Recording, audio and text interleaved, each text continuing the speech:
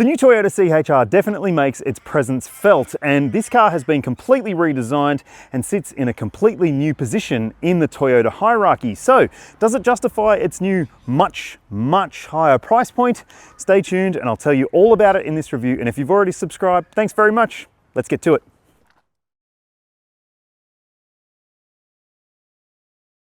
Pricing is the big talking point when it comes to the new generation CHR. The entry price point is now $11,000 higher than before. Yep, that's a 35% entry price jump over the existing CHR model, but this new generation version is hybrid only, which is a point of difference compared to the first gen model, and that's a global move. It's hybrid everywhere in the world, and there's one model we don't get in Australia, which is a plug-in hybrid version, which is launched in Europe, but Toyota hasn't necessarily completely ruled that out. Maybe we'll see that later on. All right, let's talk about the models in the range. The entry-level version is the GXL, and it comes with, well, some good standard equipment for $43,000 or thereabouts, including full LED lighting on the outside, auto LED lights too, and daytime running lights, and LED tail light bar as well. You also get 17-inch alloy wheels, a space saver spare wheel, cloth interior trim with manual seat adjustment, and you also get a 12.3-inch touchscreen media system with wired and wireless Apple CarPlay, Android Auto, and a 7-inch digital instrument display for the driver as well. Dual zone climate control and a few other good features on the inside of that car too, but it's not necessarily the nicest feeling interior that you'll ever find in a $43,000 SUV. And then there's this grade here, the Cobra, which shares the same powertrain as the entry-level model, but adds a bunch of features. It costs $7,000 more, but you might actually find that that's money well spent for what you're getting, including 19-inch alloy wheels. You also get different headlights. They're bi-LED headlights. You get an electric tailgate as well. Plus, there's other features on the inside like heated front seats, and you also get a 12.3-inch driver info screen too, a head-up display as well, and a 9-speaker sound system. You get a wireless charger in that mid-spec Cobra, and electric driver seat adjustment, manual for the passenger though. And then at the top of the range is the GR Sport model. It's $55,000 or thereabouts, but it does have a more powerful drivetrain, and it's also got all-wheel drive. So if that's what you need with your hybrid SUV, it could be a really good choice for you. But it also gets things like bigger brakes to help it stop better too. Plus, on the inside, you get some extra features, including GR Sport seats with fake leather trim and fake suede as well. A lot of recycled materials in the interior of the new generation CHR, which is good to see. Now, if you choose the GR Sport, you can have it with a panoramic glass roof if you want. It doesn't have a shade on it, so that might rule it out for you if you're worried about the heat or the sun. But Toyota says that it's got an infrared anti-heat finish to it, so it won't actually let that much heat in, although some people still might not find it ideal for their needs.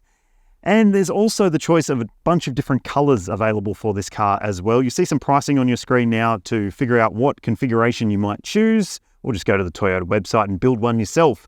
Now, obviously, the styling of this car helps it stand out, but I've got some standout alternatives that I reckon you should be looking at as well. If you want a Toyota SUV and you want it to be hybrid and you want it to be very practical, you shouldn't be buying this. You should be buying the Toyota Corolla Cross. Now, it does make a lot more sense if you are looking for something with better interior practicality, space, and family-friendly features. But if you aren't necessarily worried about all those things, this might make more sense for you. But I reckon the Corolla Cross, with its broad model range and lower pricing, actually makes the best argument against this car, and I would be buying it personally instead of this if I was looking at a Toyota hybrid SUV. But if you're looking for something completely different, then how about the Cupra Formentor? Because that car has style in abundance and it doesn't sacrifice practicality in order to get that. So it does have a heap of different variants available, 4 different models to choose from in fact, and a plug-in hybrid model, which Toyota still doesn't offer in Australia. And there is a whole bunch of reasons to choose that car, make sure you watch my detailed review. You'll find a link in the description and you'll see for yourself why that car might stack up a little bit better than this. And another car that I've done a review of which might actually fulfill your needs a bit better than the CHR is the Honda ZR-V. Now, it has a bunch of different petrol options available and a hybrid if that's what you want, and it has a more practical body as well. So it might be a better choice for you. I think it's fun to drive. I wouldn't necessarily choose the hybrid if I was choosing a Honda ZR-V. I would go for one of the petrol models, but that's the beauty of that car. It has a few different options to choose from. And if you don't want hybrid, well, you shouldn't be looking at a CHR anyway. Tell me what you think in the comments section below. Would you choose any of those, or would you recommend that people look at something different? Hit us up in the comments. Let's start a conversation. Usually cars get bigger as they move between generations, but this car, it's actually a little bit smaller than the previous one. Despite the fact that it has the same wheelbase as before, it's got a shorter front overhang, so it does look very different in profile, and in profile is the big talking point here because as you can see, that tailgate is kind of like a coupe. That's what CHR stands for, Coupe High Rider. Annoyingly though, they've removed the rear wiper from this car, so it might not be ideal for you if you live in a place where you have to park outside. Now, I'll also just mention that I'm getting spaceship Honda Civic hatchback vibes from this car. As you can see, there's a lot of similarities there, but all right, let's check out the boot. Before we do, just want to call out the fact that the badge is actually integrated into the lighting of this car. You do get a couple of badges. This is the Cobra spec, and you get a tailgate that's electric if you buy a Cobra or the top spec GR Sport. And you also need to know that if you are worried about spare tire stuff, then in those versions with the 19-inch wheels, you don't get one. You get a tire repair kit. If you buy the 17-inch GXL model, you get a space saver spare wheel. So it might be a more practical choice for you. Also, you've got some shopping bag hooks back here on both sides and a little light as well. So it's a pretty practical space. You'll see the number of litres of capacity there. It's a very deep boot space as well, so you should be able to fit a pram and some luggage in there pretty easily, despite the fact it does have a very swoopy roofline. Okay, so the interior of the CHR, well, it's very different to the previous version, but similar in a bunch of ways as well. The similarities are that you still feel very cramped in this car. It's not a roomy or airy experience. You've got a dark headliner, makes it feel very hemmed in and very tight. And if you're a bigger human, you might find that, well, you don't have very much space if you're a passenger either, because this section here does eat into the space quite significantly. And while it is a very driver-centric cabin, and I do like the design of this cabin, it's not going to be for everyone. I'm pretty sure that if you sit in this and then you sit in a Corolla Cross, you're going to be able to make up your mind pretty quickly as to which one feels more comfortable to you. Now, it does have the features that you would expect, and some that I've already mentioned, this 12.3-inch touchscreen media system, which does have some decent things to it. You've got buttons down below the screen here. You've got a section of buttons on the side of the screen as well. But just like a lot of the other new generation Toyota models, I find that the menus in this car are a little bit difficult to get your head around. But there are buttons down below for your climate control, thankfully, and for the seat heating in the CHR Cobra and GR Sport models at least. Below that, there's a panel down there with a view button for your camera view. So if you are reversing and you're not sure where you want to be looking, you can hit that button, change the view, and there's an auto parking button as well. So it'll semi-autonomously park the car if you need it to. I never use that functionality. There's a wireless phone charger in this spec and the top spec. You get a couple of cup holders here as well. A dinky little shifter, which is kind of neat with a park button.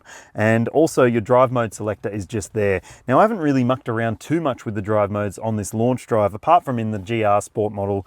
And yep, if you put it in Sport, it feels sportier, as you would expect.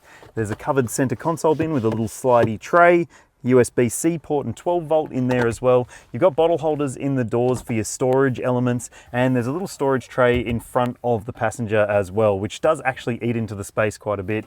And there's a glove box down there too, which you wouldn't want to open if you had knees. Now, there's other elements to this cabin which just don't feel necessarily up to the price point. I mean, you do have some soft elements and some lovely suede finishes and stuff, but there's also some hard plastics, especially if you are buying the entry-level version. It does feel quite a bit nastier in terms of the trim finishes on the inside. Now, you might think it's weird that Toyota doesn't have leather seat trim in any version of this car, but the CHR has a mandate against it that it won't have any animal-derived products used inside the car. Whether that's good or not in your view, you'll have to make up your own mind, but I like the fake suede finish in here. It's made with recycled bottles, and you've also got cloth finish in the middle of the seat. And I think these seats look and feel really good. They're very supportive and quite comfortable as well. Now, in front of the driver, in this spec, you get the big 12.3-inch screen. It's very, very neat. There's a bunch of different menus and features available to you as well. And in the Cobra and the GR Sport grades, you also get ambient lighting. So there's a few strips around the cabin with 64 color configurable ambient lighting to make things, well, feel a little bit lighter in here, because otherwise it's quite doomy and gloomy. Now, speaking of which, I've got to show you the back seat, because doom and gloom might sum it up. If you're a single person or you're in a couple and you don't have kids, this might be perfectly fine for you. But if you are a parent and you're buying this as a family car or considering it as one, let me tell you this, it's not going to be ideal, because this window line is very high. The window is very small. So if you've got a youngster in the back, they're not going to like the view, because there isn't much of a view at all. That was a problem with the previous generation version of the CHR, and it could be enough to rule it out. If that isn't enough for you to reconsider, if you're a parent, there are no directional air vents in the back either. And it's got the black headliner, so it feels very, very cramped and confined, and it's not going to be a pleasant experience for your child. So if you're a parent and you're considering it, reconsider is my opinion. I wouldn't buy it because I am a parent and it wouldn't suit my needs or my family's needs. But hey, I'd love to know what you reckon. There are a few things in here as well which are, well, falling short in terms of amenities. You get one USB-C port, which is great. You get one map pocket, also great. But you don't get a fold-down armrest. You only get these little cup holders in the door cards, and there's no lower bottle holders either. And also, scratchy plastic fest. If you are going to buy this car, you do have kids, you've got ISO fixed points and 3 top tether points as well. But I do think that, in my opinion, this is not the most kid-friendly car, because it doesn't have directional air vents in the back. It's got a dark headliner, it feels very hemmed in, got very little window to look out of. So it could be a really, really bad experience for your kid. I wouldn't want to be in here for a long time, even though the space is pretty good. Look, this seat's set for my 182 centimeter tall frame. I've got enough knee room, good foot room, really good headroom as well. So I don't know, you tell me in the comments, but I just don't think that I would personally choose it as a family car. There are 2 different powertrain choices available to you if you're buying a new CHR. Both of them have been uprated for more power, and also both have a bigger lithium-ion battery pack this time around instead of the old nickel metal hydride system in the previous version. Look, that should mean that you've got more grunt available to you and more efficiency available to you in this car. And the entry-level versions come with a 1.8 litre 4-cylinder petrol engine. You'll see the combined power output on your screen now, and that does seem to stack up pretty well for most people's needs. It's got a CVT automatic transmission as well as front-wheel drive. But if you want or need all-wheel drive, or you want or need more power, then you need to buy the GR Sport version of this car. It has a sizable bump in terms of grunt numbers, and it adds an electric motor to the rear axle as well. So it has electric all-wheel drive, and it's also got an electric motor at the front and a CVT automatic as well. So which one should you buy? Let's go for a drive and I'll tell you about it. The version I'm in right now is the Cobra, so it gets the 19-inch alloy wheel package, slightly lower profile tyres, so it does have a bit of a bumpier ride experience to it. I don't think it's a deal breaker in terms of ride comfort. It's still pretty comfortable in most situations. It's just that it will pick up on little sharp edges in the road surface, and you'll notice them coming through into the cabin a bit more than if you buy the base model car. But it still has the same powertrain as that base model, the 1.8 litre hybrid, and I reckon that it does have enough grunt to get you from A to B without much fuss at all. And in fact, if you're not an enthusiast, then you probably don't need to spend more to get into the GR Sport version with all-wheel drive. And if you want to or need to, you can hit the EV mode button to run the car in EV in different situations, but it will run out after a kilometre or two. And because it's a Toyota hybrid, it does have the tendency to jump between battery electric power and also the petrol engine, and switching between them is actually pretty smooth, pretty seamless, although you can hear the engine obviously kick into life when it needs to. You've got regenerative braking, which has a nice pedal feel to it as well. It doesn't actually have that squelchiness that existing Toyota hybrids had. So I reckon this 1.8 litre version of the CHR is probably going to be suitable for the vast majority of people out there. And it actually drives nicely as well. The steering is quite responsive and quick, and you actually get involved in the drive experience of this car, just like most other new generation Toyotas.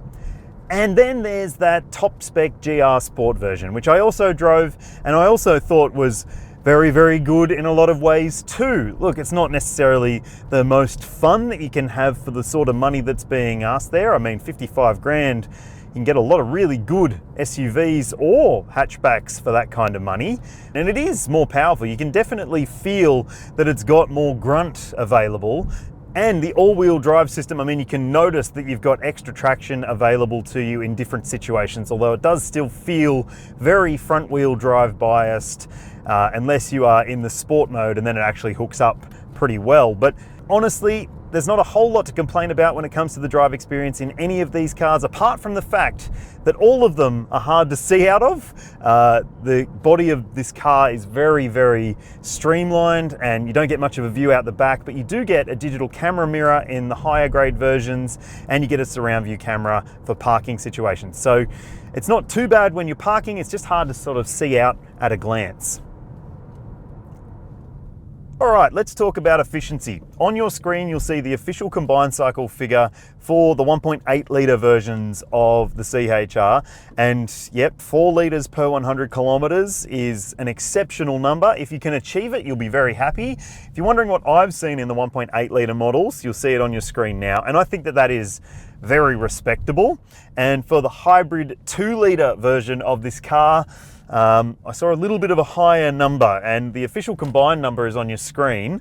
And now you'll see what I achieved over a mix of different driving, mainly a little bit more spirited driving. So yeah, I think that no matter what, you're getting a relatively efficient car, but definitely the 1.8 litre model is the one you should be choosing if you want the more efficient version of the CHR. At the time I'm filming this, which is early March 2024, there is no ANCAP or Euro NCAP rating for the new generation CHR. There might be at some point, but on paper it has a bunch of safety tech and features that will be very safe for you and your family. Things like autonomous emergency braking with pedestrian, cyclist, junction and head-on detection. So yeah, it's got all of those things covered. You've also got adaptive cruise control, there's a lane keeping assistance feature and a traffic jam assist feature as well, speed sign recognition, and you've also got a blind spot monitoring system, rear cross traffic alert. All of that is standard across the range, and so is a panoramic view camera, front and rear parking sensors with auto braking as well, so they should be able to detect and avoid instances of incidents with stationary or moving objects. And you've also got 10 airbags fitted to this car. It's only small, but 10 airbags is a lot. So yeah, I reckon this is going to be a pretty safe bet. Toyota Australia offers a 5-year unlimited kilometre warranty for its model range, and you can get powertrain warranty for up to 7 years if you make sure that you have logbook servicing maintained with your car. It doesn't need to be done with Toyota to extend the powertrain warranty out to 7 years either. But if you want the maximum 10-year battery warranty that Toyota offers, you do have to service your car with the brand's service centres and make sure that it has a battery health check every year. So it's probably worth doing that if you are considering keeping this car for a really long time. You've also got pretty decent service intervals, 12-month, 15,000k intervals. There's a cap price servicing plan, at least for the first 5 years. You'll see the average price on your screen now. And you should also keep in mind that unlike a lot of other brands out there, Toyota asks you to pay extra if you want roadside assist for your car. I think the new CHR does have a part to play in the Toyota lineup, but I think that maybe the pricing for this new model is a little bit ambitious, and it's not necessarily the sportiest car that you could buy for this kind of money. So if those things rule it out for you, let me know in the comments what you'd choose instead. And if you've already subscribed, thanks very much. I'll see you in the next one.